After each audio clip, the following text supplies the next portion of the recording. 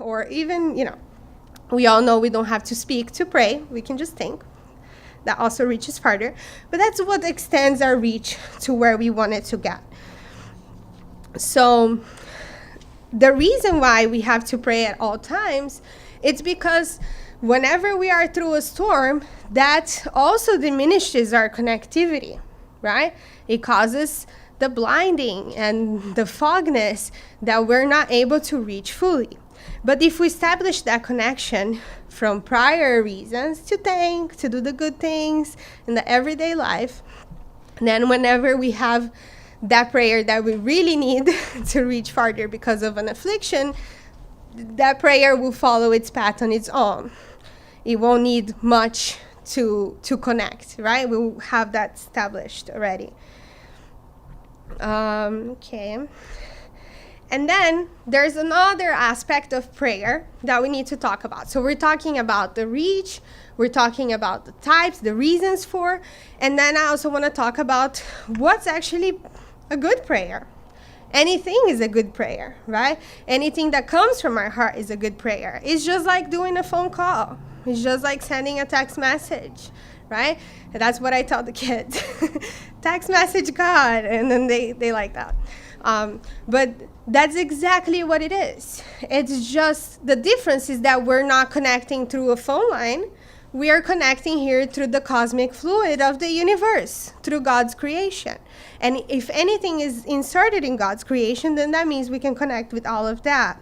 So there's no perfect words. This section of the Gospel according to the Spiritism is a suggestion to us, right? It doesn't expect us to, every time we have an affliction, go there in that prayer and read it out loud.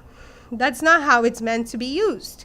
It expects us to understand all these lessons that lead to it, so that when you need that prayer, you know the things that are valuable or not to carry that prayer forward in the best way possible. So there is no perfect words for prayer.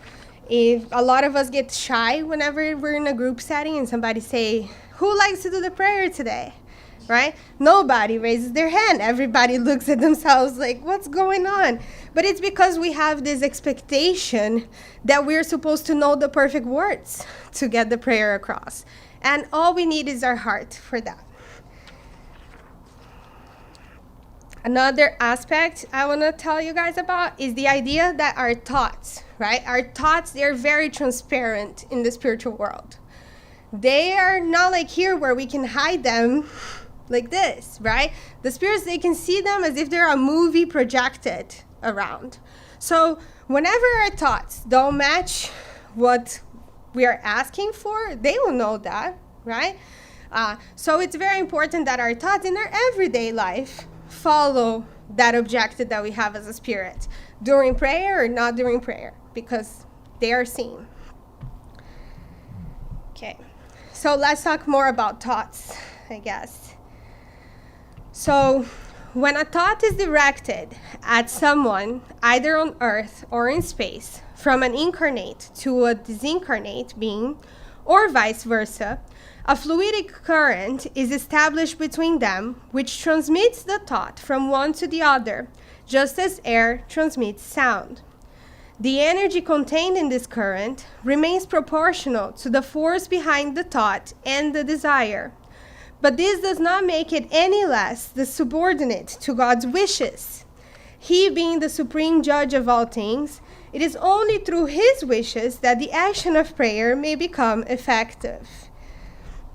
So, we here is established that we're co-creators of God, because we have a power over the cosmic fluid where we can transform it, right? In the same way that we can connect to it, we can also have creation power over it.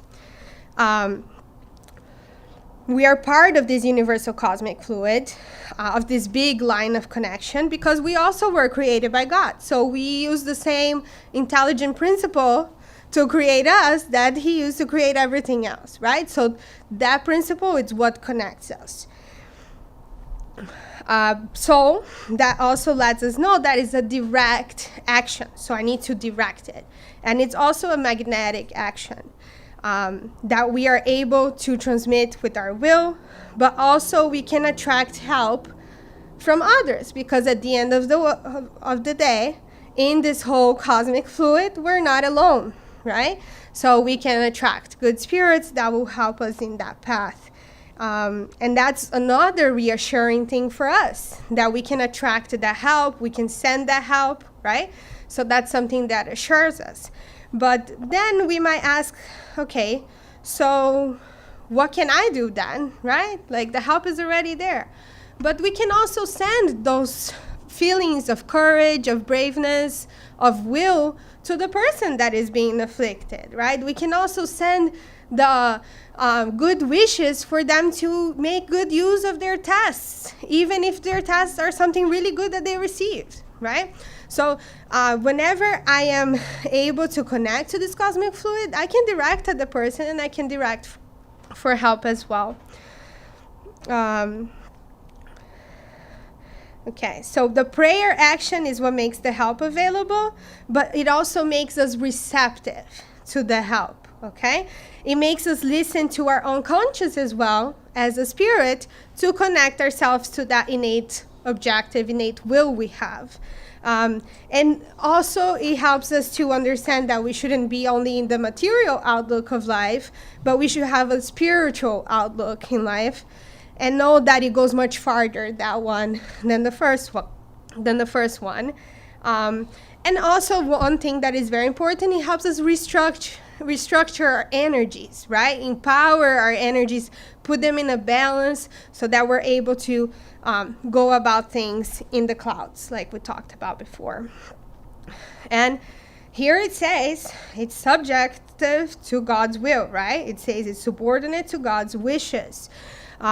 With that being said, that does not mean that I cannot send courage, right? That I cannot send those feelings, the sugar that they need for the lemonade.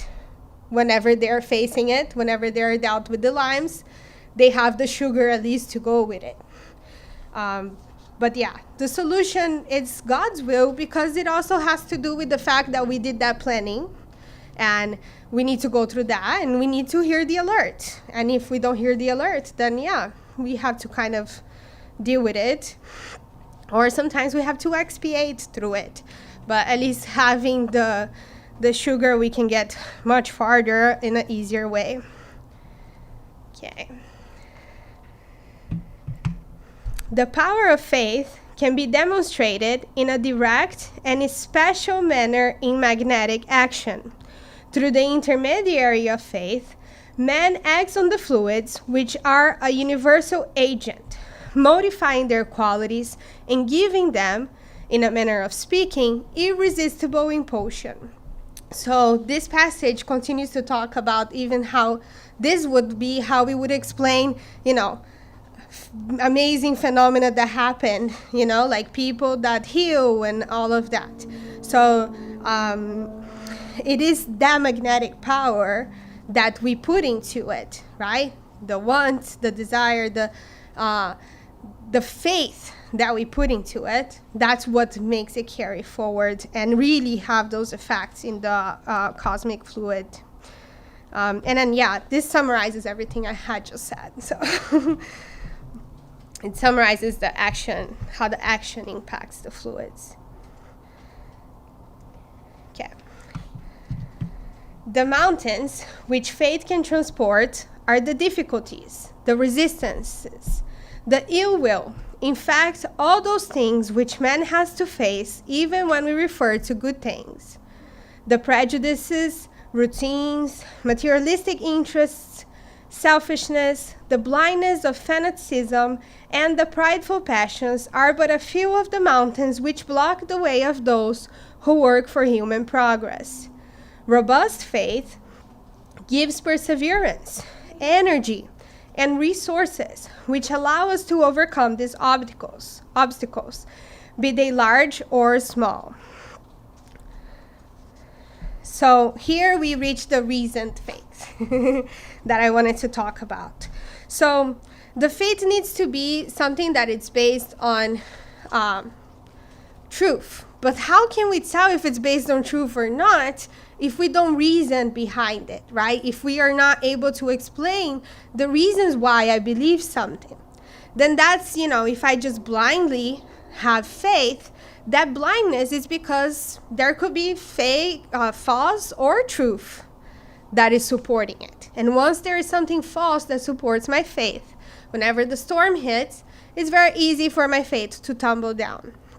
So reasoned faith, when Kardec explains us, is talking to us about the idea that we understand that we are a spirit, right? We understand that we have this immortal life, or not even mortal, right? Like endless life, I guess.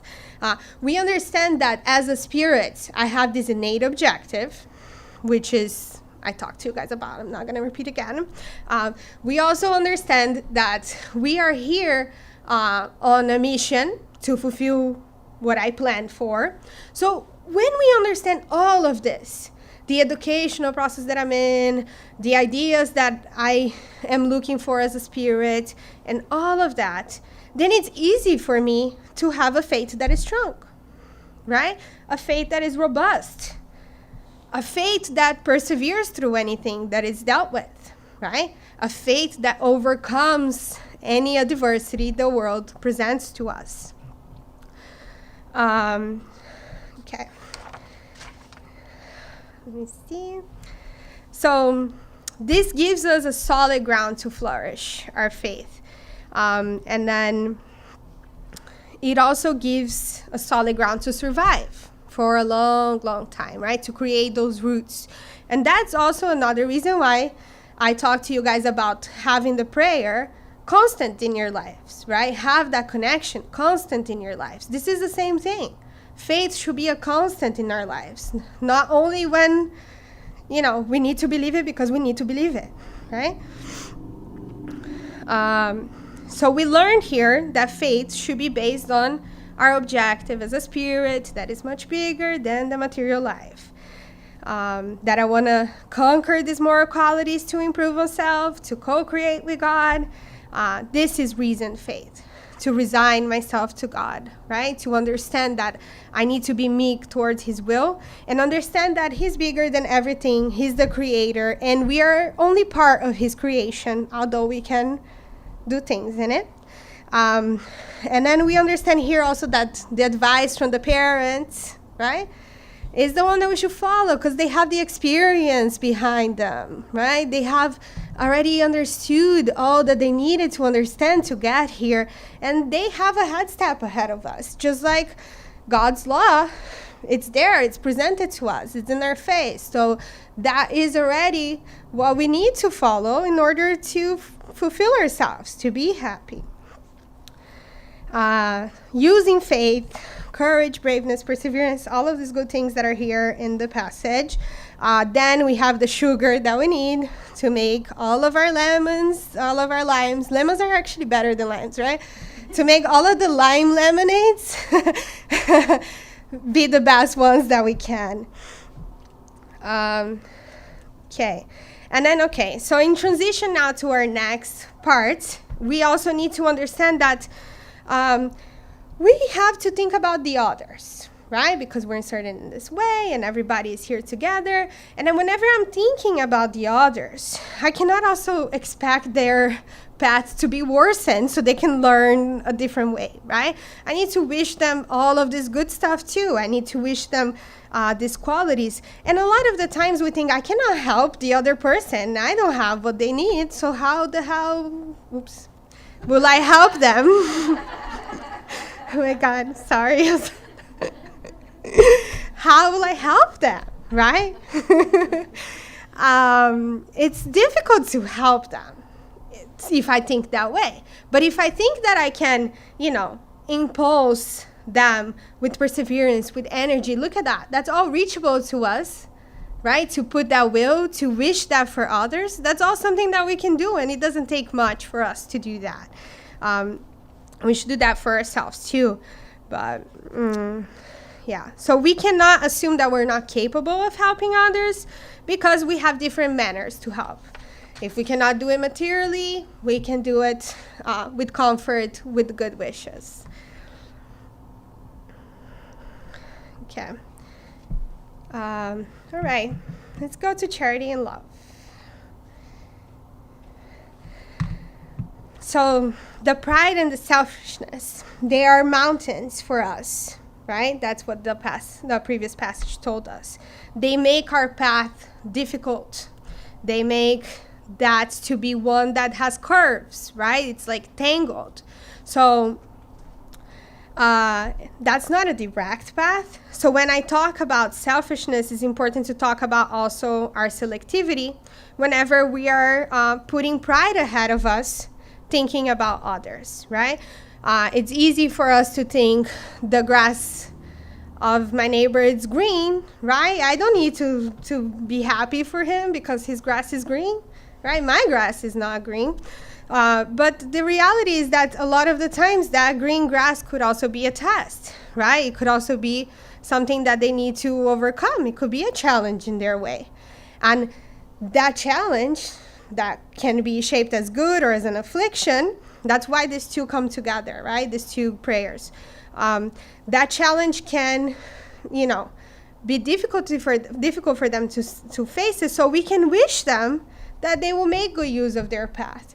Just like we would wish them that they will make good use of the difficult times, we can wish that they will make good use of the good times as well. And then here I talked to you guys about this before, about the idea that they're not our enemies, right? We're inserted here together and we're here to help each other. And whenever we think different than that, anything different than that, it's our pride and it's a selfishness talking ahead of us. And I focus on pride and selfishness because the Spirit's book and the gospel tells us that those are the last two that we will get rid of once we get rid of all of our negative traits, right? So we will get rid of enviness, we will get rid of all of that, but pride and selfishness will persist until we're over with everything. So that's why I focus on them, because they're kind of like the reason for all of the others.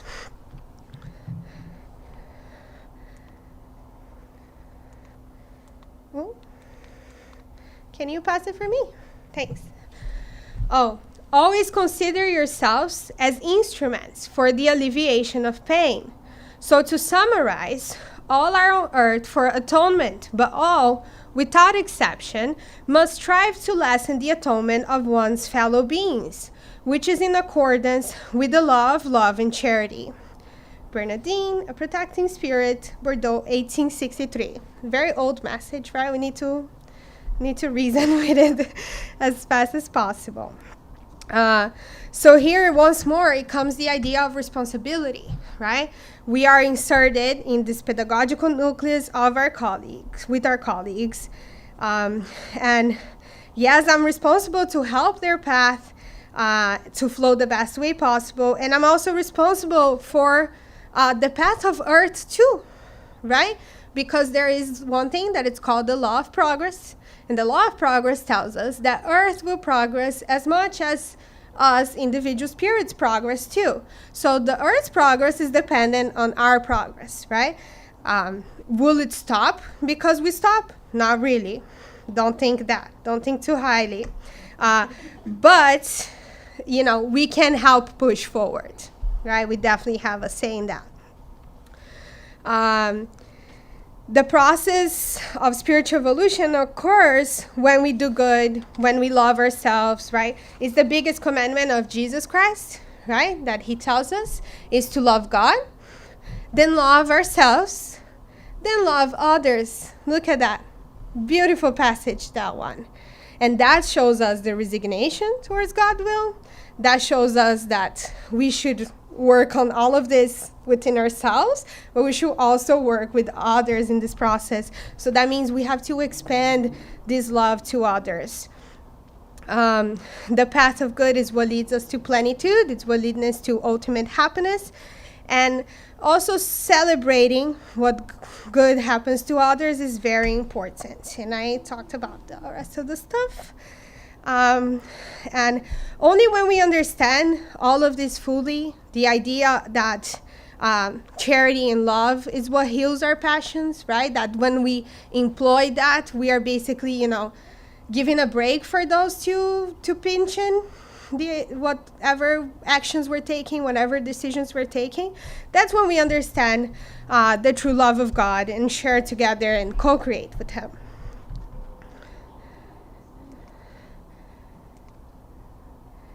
So, we have reached the gospel. I'm sorry, I'm like, Hosanna, I'm going to be fast reading this. So, I'm going to read through it. You guys are going to see that everything I said is going to be there. You don't need any more explanations about it. I hope that works. Let's see. So, item 42, preface. If it is in the interest of the afflicted person to continue their task, then any request we might make will not shorten it. But it would be the lack of charity to abandon this person, alleging that our prayer would not be heard. Apart from this, even if the task is not interrupted, they may obtain some degree of consolation that will lessen their suffering. What is really useful for someone who is supporting a task is courage and resignation, without which whatever they are going through will bring them no results, because without these attributes, they will have to go through it all again. Therefore, it is with this objective in mind that we should direct our effort towards asking the good spirits to help them, or by lifting their morale through counseling and encouragement, or even by helping them in a material way, if this is possible. In such cases, prayer can have a decisive effect by directing a fluidic current towards them with the intention of fortifying their morale. And then here you see chapters 5, we went through that, okay? The prayer then. Dear God of infinite goodness, may it please you to soften the bitterness of the position in which this person finds himself, if this be according to your will. Good spirits, in the name of God Almighty, I beseech you to help in his afflictions.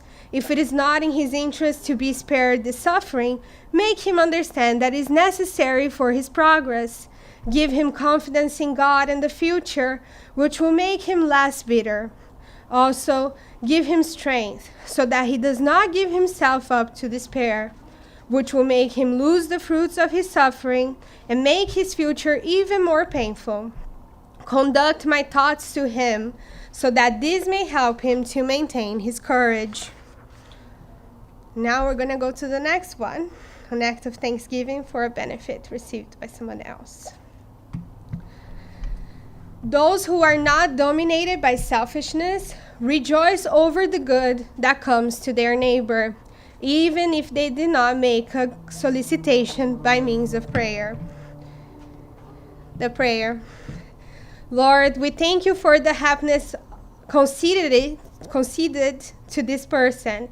Good spirits help him to see that this benefit is the consequence of God's goodness. If the good received constitutes a task, please inspire him with thoughts about how to make the best use of it and not to become conceited, so it does not redound to his detriment in the future. You, the good spirits who protect me and desire my happiness, turn aside from me all sentiment of jealousy and envy. I hope this, not yet. I hope this came together, right? Everything that I spoke, so that you guys understand it. So, for us to finalize, right, the word of the gospel, I hope that we understand then the educational process that we go through. We help each other through our challenges with more love, putting that sugar in the challenges. May we use prayer because it's an impressive tool. It reaches so far. It has the biggest reach any communication we do could have. And use them towards others too, right? To celebrate their victories and to give them strength when they need. And let our passions not make us blind to the opportunities that are ahead, and be able to develop our feelings and the love and proceed that into all of our actions. Proceed with that, all of our actions. Now, many of us can choose the path of suffering because we are, weak sometimes. to whatever comes with us already in the past. But we should not fear listening to our unconscious, right? We should not shy away from that, because that's where we connect, and that's where the law of God is, the natural laws are, and that's our best booklet to face anything. But thought is also the director of our life. So it's very important that our thoughts, they are coherent with our objectives, and that we move in that way, so that we can have a fruitful path, one with a lot of joy and with a lot of happiness. Especially when we serve those around us, that's when we can tackle the happiness, right? When we practice charity, when we do something good, we tackle the happiness immediately, and that's just a glimpse of it. So if we practice more, then we're able to make it a constant. And then listen to each other, understand each other. Only then would our planet progress, and then we'll be able to, connect to Jesus' heart, just like he connected to our heart when he was here, when he gave us his example, and he gave us all the sugar we needed to our paths, okay?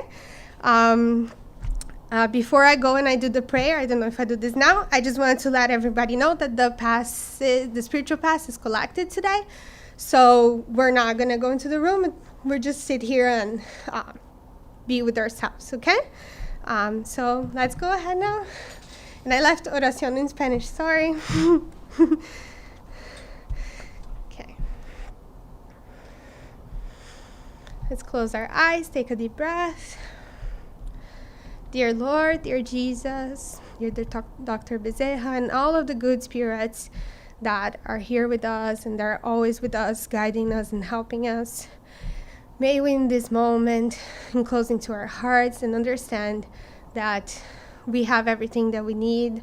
All of our paths can be clear and bright as much as we are connected to you, God, as much as we are able to follow your advice, follow your laws, and be really directed by everything that you have provided to us, all of our examples and everything that those around us alert us from. May we be able then to face those challenges with braveness, face those challenges with kindness too, so that we can overcome them, overcome this world just as you taught us to. May, Father, all of us have a blessed week ahead. As long as we have you, we don't need anything else. As long as we have our faith solidified in your truth and your love, we don't need anything else but you to follow us. And with that, we also follow you, expanding your love to our brothers and sisters. And so be it.